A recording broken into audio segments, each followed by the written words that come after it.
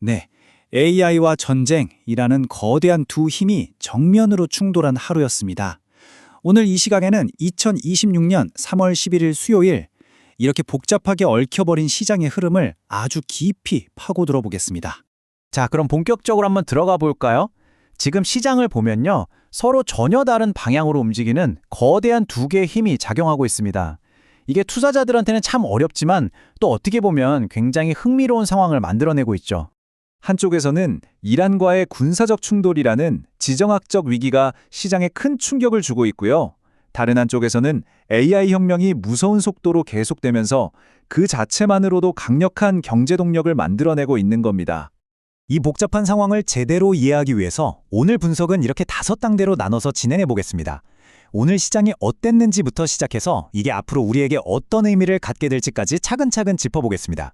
자, 그럼 먼저 오늘 시장이 얼마나 극명하게 나뉘었는지를 보여주는 마감 지수부터 한번 살펴보시죠. 이 표에서 정말 흥미로운 점이 바로 이겁니다. 다우존스처럼 전통 산업 비중이 높은 지수는 하락했는데 기술주 중심의 나스닥이나 반도체 지수는 오히려 보합이거나 상승 마감했다는 거죠. 시장이 완전히 둘로 쪼개진 겁니다. 이런 현상을 만든 가장 큰 요인은 보시다시피 유가가 하루 만에 4.8%나 급등하면서 캠벨 스프 같은 필수 소비재 기업에 직접적인 타격을 준 것과 또 다른 한편에서는 오라클이 엄청난 AI 수요 덕분에 8% 넘게 급등한 것, 이 둘이 아주 극명한 대조를 이루었습니다. 자, 그래서 제일 중요한 건 도대체 왜 이런 시장 분열이 일어났는지를 이해하는 거겠죠. 이걸 설명하기 위해 몇 가지의 경제 이론을 한번 가져와 보겠습니다. 우선 조지 소로스의 재귀성 이론이라는 게 있습니다. 이게 뭐냐면 쉽게 말해서 투자자들의 믿음이나 심리가 단순히 시장을 반영하는 걸 넘어서 거꾸로 시장 현실을 만들어버린다는 개념이에요.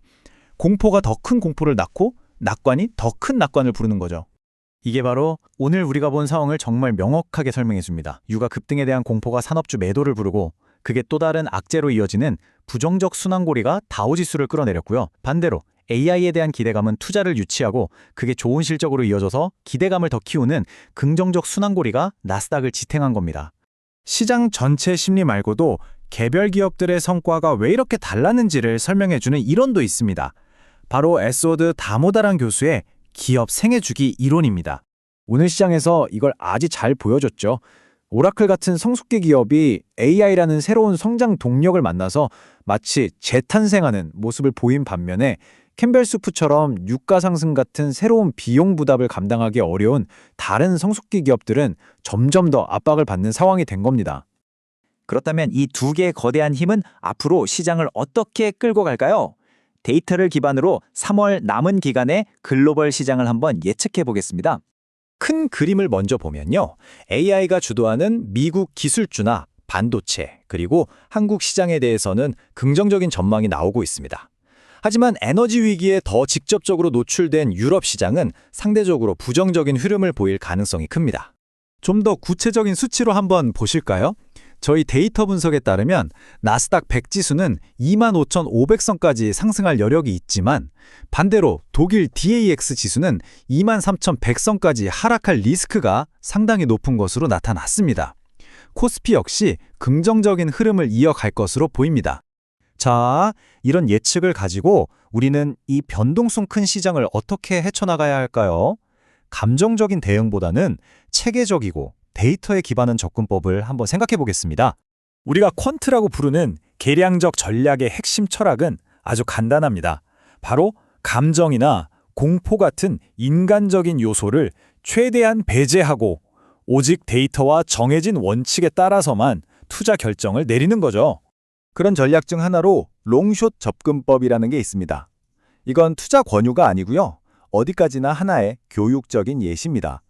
지금 시장 트렌드의 수혜를 보는 쪽, 예를 들면 AI 기업이나 에너지 기업에는 롱 포지션을, 반대로 피해를 보는 항공이나 소비재 같은 쪽에는 숏 포지션을 취해서 위험을 관리하는 방식이죠.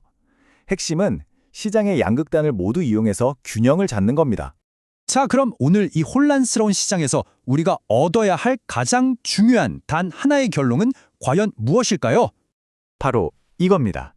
이렇게 강력하고 서로 다른 힘들이 시장을 잡아끄는 월스트리트 왈츠 속에서는 순간적인 공포에 반응하기보다는 자신만의 원칙을 따르는 분석적인 접근이 그 어느 때보다도 중요하다는 사실입니다.